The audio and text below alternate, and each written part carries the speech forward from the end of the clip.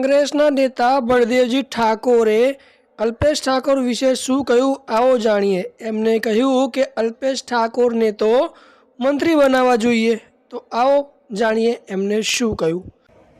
હું તો અલ્પેશભાઈને બે વાત ગમે કે ન ગમે નટુજીને એક વાત કરવાનું, સરકાર કોઈ પણ નહીં હોય, કોંગ્રેસની હોય તો અમારી જવાબદારી અને ભાજપની હોય તો કોણ કરવાની જવાબદારી અમની।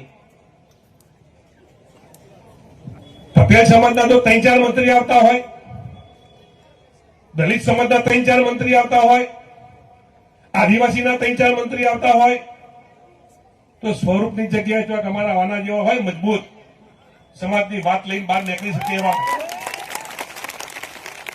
તો ઠાકોરના 3-4 આવે તો અમને શું વાંધો હશે, તમને શું વાંધો હોય?